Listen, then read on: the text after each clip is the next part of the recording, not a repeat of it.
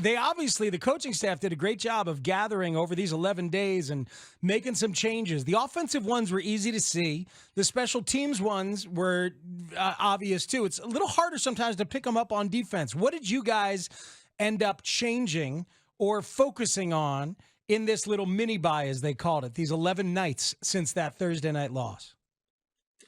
I feel like really on the defensive side of the ball, I feel like it was just more so like our technique. I know we took a lot of time during this week to just focus on technique. Or we had longer individual periods, just really focus on techniques, different things that we wanted to do better. We emphasized them more. And I thought that was really like the part of the little things that we would say that we needed to clean up. We just took more time and we changed the kind of the schedule around. We went over some different things that would help us truly execute our techniques, help our eyes, and different things like that. We're talking to Jaylon Johnson here, Parkins Spiegel, on The Score after this massive Monday Night Football win over the Patriots last night. So when you guys, let's talk about Brisker, right? It's the highlight of the game, the one-handed interception. But 3 plays before that, Mac Jones kicks him in the junk. Oh yeah. I didn't see it, but I seen Jaquan was down, and I ended up hearing about it later. But yeah, no, that was crazy. Is you guys not wearing a cup? What's happening here? Nah, I don't know if that's an old school back in the day thing, but just wearing a cup, that's not it. It's restrictive, right? Yeah, no, that's not it. Wearing no cup like that. No cup is being worn. Danger, Jaylon, danger. Nah, the likelihood of you wearing a cup. I mean, not wearing a cup, needing a cup is very, very unlikely. So it's like you'll play how many games being uncomfortable and all of that. That's not new school. That's not new school? Yeah, he's old. Is that a dirty slide? I mean, honestly, I didn't see it, so I mean, I can't tell from what people were saying. They were saying he raised his foot up, and yeah. I mean, I didn't see it, so I can't give you my true accurate analysis on it. But I mean, I know quarterbacks do slide and things like that happen. They end up kicking people, but I didn't see the exact play to give you a true opinion on it. What's your opinion of that interception? That's a pretty high degree of difficulty.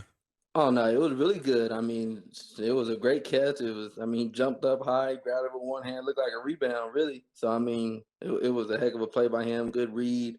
I mean, it was shocking. I really feel like not even shocking, but it was exciting for everybody to see him make a play like that, and especially his first interception. You're doing a very good job of not cursing, by the way. You keep going. Hey, I'm trying. and the other thing, I don't mean to jinx this here, and we want to talk football with you, Jaylon, but our audience is noticing, texting, we've not heard a chirp. Did you fix the smoke detector? Yes, sir. I wasn't gonna say that. I was gonna let the people figure it out.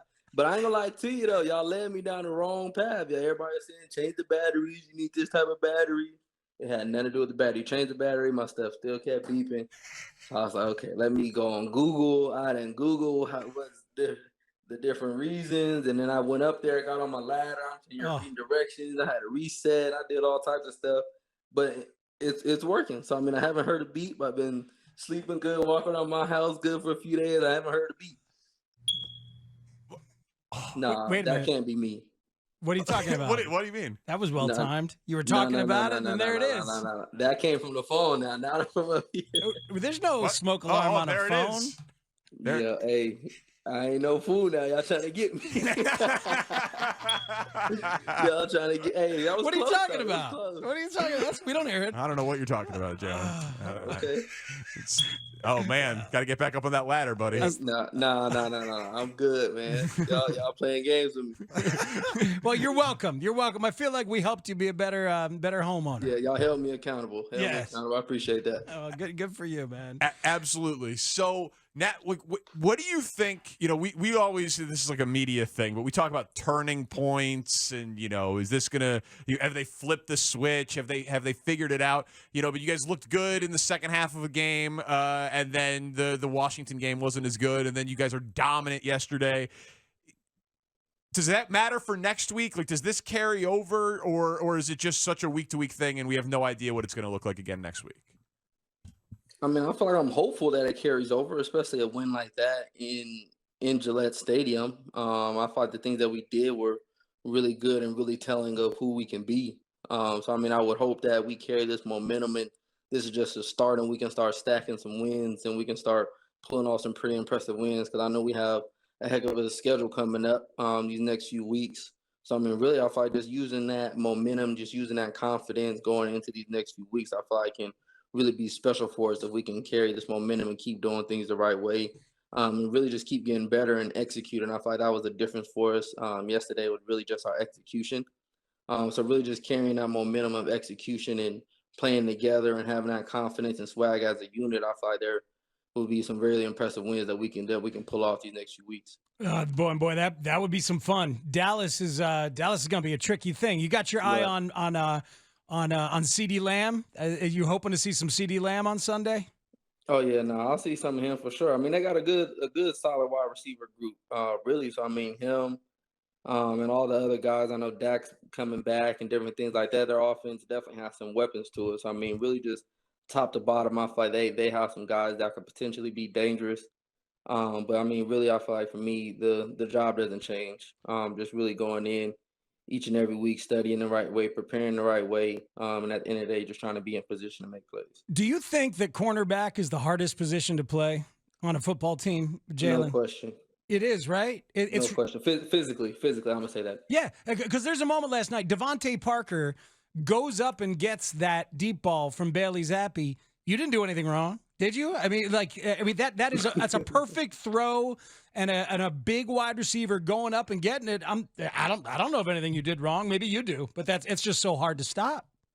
Yeah, I mean, really, it was. I mean, good ball, great catch. I mean, I was in position. I mean, I was thinking about it after the game on the way home. When I woke up, I'm like, dang, is there anything I could have done different? And really, I watched the play again. I just seen the ball really just go right over my fingertips, and I was just thinking like maybe my mom and dad didn't bless me with big enough hands. I could have only wear a large glove. Maybe if I wore a 2X or something, I might have been able to tip it and impact the play. Maybe that's the only thing I could think of. Maybe I just don't have long enough fingers to get that ball. So I mean, other than that, I thought there wouldn't be anything that I would change. Yeah, it looked like crazy good technique, and just sometimes it's that good. Help us with something though on the Jakobi Meyers touchdown. We don't know what happened, and usually the analysts don't either. We're gonna play this for you. This is Troy Aikman. Right. This is Troy Aikman and Joe Buck trying to guess what happened as they listen to and watch a replay of the Jakobi Meyers touchdown. All right, so it was fun to watch your face on Twitch as you heard Troy Aikman try and figure out what the hell happened on that play. Does he have it wrong? What happened on that play? Jaylon, help us. That is 110% wrong. I mean, honestly, I would say that it's good for the defense. The fact that we were able to trick the announcer into thinking we were in man covered. I thought that maybe we disguised our zone pretty good. But we were definitely in zone coverage. And I mean, he said it, play action. And I thought we were doing a great job stopping the run. And I thought it was one of those things where our underneath coverage came up on the run. And then he ended up getting behind. I mean, we really call it as a defense. I don't know what the offensive side of the ball calls, but we call it like the old crap route, where the guy acts like he's coming down the crack, and then he slips right behind the backers who bid on the run, and then he slips out, and by the time then it's too late. But I thought it was just a great scheme call. I mean, honestly, it was one of those things where we were coming downhill, stopping the run, and he caught us being too aggressive. But I know that wasn't what he thought it was. See, we don't know. We never know. We never know, Yeah, Jaylon. no. I know. I try to take it easy, but it's just funny to hear people talk about things that they genuinely don't know. Yeah, well, that's the thing. At least us, the guys that you come on here with, we talk about what we don't know all the time. we're like, yeah, we don't know. We just watch and are fans, and we try to be as informed as possible. But I wanted to follow up with what you said. You're like, cornerback's definitely the hardest position physically to play. Why do you think that is? Well, I feel like for one, there's so many different things, but I feel like one, our job is so reactionary, and we don't ever know what our matchup is going to do. I mean, you see a receiver, the receiver knows his route, the receiver knows the timing, the receiver has somebody to help him out. As a corner, I'm moving backwards, I'm reacting to him, I'm trying to follow him, I'm trying to find the ball, track the ball, stop him from catching it. And also, I feel like when a corner messes up or when a corner gets beat, the whole world sees it. For example, like nobody knew which underneath coverage defender messed up on that play. But as a corner, oh, the first person somebody wants to blame, somebody's open, is the corner. It's the corner. Oh, he caught the pass, the corner fought, the corner got beat. It's like, okay, like there's so much that goes into that position. And even, I mean, this is an offensive game. I mean, the defensive PIs, the holdings, and all that. Like our job is not made easy. This really not for us to benefit. Everybody wants to see the touchdowns. Everybody wants to see the people grab one hand catches and score all on. It's like that's the people don't want to see good defense. They don't care for that. So I mean, just our position, I feel like psychologically, physically, like just going through it. I mean, we got to have the most confidence because we are going to get beat. Like nobody goes into a game thinking, okay, like there's a chance I'm gonna get beat. Like nah, running backs and linebackers, you miss tackles all the time, but you let guys catch the ball. We're looked at as, oh, that guy's not good because he got beat a few times or different things like that. So I mean, I feel like there's really no question who has the hardest job on the field. Is that an opinion that is shared by quarterbacks, tackles, linebackers? Like, is that universally regarded among football players? 100%.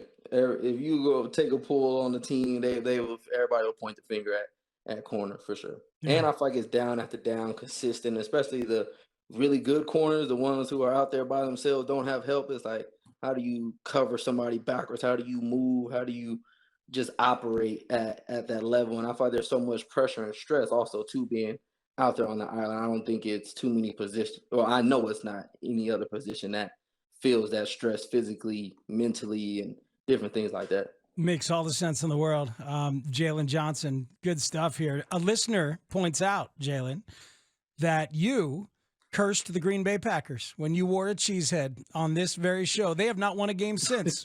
They're in trouble, man. So good work. Maybe. Good work out of you. Hey, I appreciate it.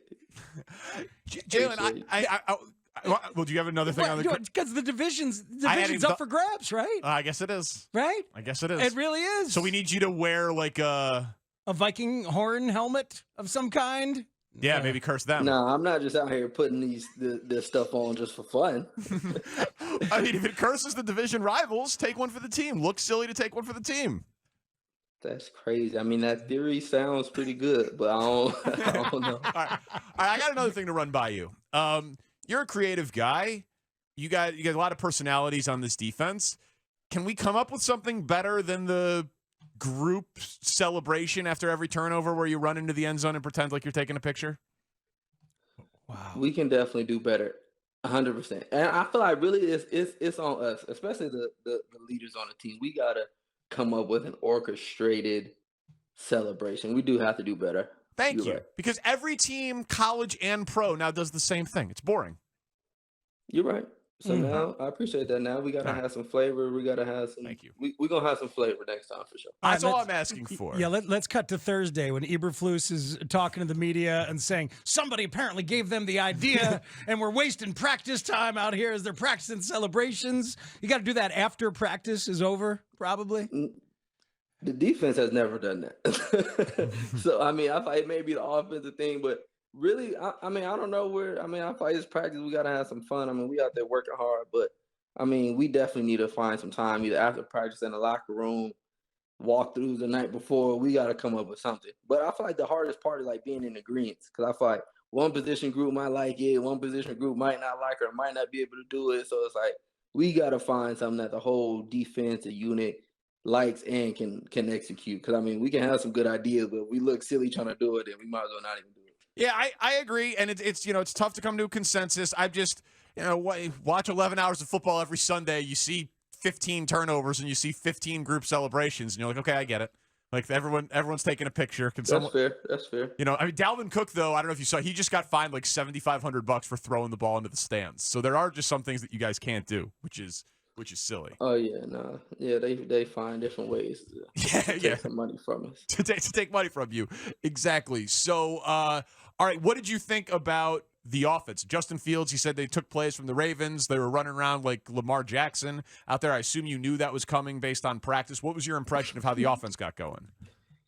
I mean, it's funny, like it's easy. I feel like it is to say like, oh yeah, like I would expect. I honestly don't know what our game plan is offensively going into the game. I'm too wired in on what we're doing. Even when we're not out there and the offense is out there, we're making our corrections. So I mean, we don't see too much of what they're doing going into the game. But I feel like it was really evident as the whole world was able to see that the offense was a little different and just the style of plays, running Justin, QB draws, and different things like that, getting him out there running. I feel like that was really beneficial for him, for the offense. I mean, and for the team. We executed well. He made some good plays overall. And I just feel like things like that get him going, get his confidence going, get the offense going, the ball's moving, the chains are moving. And I feel like it really just gives the offense more of a rhythm. So, I mean, just really, I feel like for them to be able to find something new that works, I feel like now there's something that they can build off of and create plays off of that, but really just really trying to find that identity and find that rhythm. And I feel like there won't be some times where they won't be able to put up points and score multiple touchdowns in games. Boy, that's good offensive analysis from a defensive player right there. Because you're right. He starts to feel it on those designed runs. He's picking up first downs. All of a sudden, he was happy taking those little quick hitters for a single. Like he calls it just taking your singles on a 2nd and 5. Let's go ahead and take 6, and things like that. So he gets in a flow. You saw it and felt it from the sidelines? Right. 100%. And I mean, you can see it too on offense. They coming off. Like, even when there's times where they move the ball and then they punt or something, like, you can tell, okay, it's like, hey, we got some things going. We just got to finish. I mean, really just seeing their mental up, their confidence up, their heads are high, they're talking, they're moving and grooving. Really, I feel like the only time where that wavers is when there's a turnover, especially a tip ball, where that's like, okay, unfortunate. But I mean, really, I feel like for us, the defense, we always want to pick them up. I mean, even them coming off the field after the turnover, things like, hey man, like, we good, just keep your head up, y'all. Like, y'all gonna keep moving, keep doing what you're gonna do. I mean, really, we always gonna put it on us too. So I mean, at halftime, we were up. It was one of the things we said, like, hey, regardless of what you guys do, we want you guys to go out here and score. But if they don't score, we gonna win. So I mean, we put it on us, and they kept putting points on the board, and they made them pass the ball more. And the game just worked out best for us when they kept scoring. Yeah, scoring on 5 straight possessions. That's pretty good. That'll work. Hey, that's damn good. I mean, have you heard a road NFL stadium that quiet, man? It was unbelievable. I mean, it wasn't quiet. I mean, we had some Bear fans in the building for sure. They started chanting, "Let's go Bears" and all types of stuff. So I mean, it was quiet for them. It wasn't too quiet for us. We started getting a little crowd noise. Their fans started leaving. So I mean, it definitely was. It felt good towards the end of that game.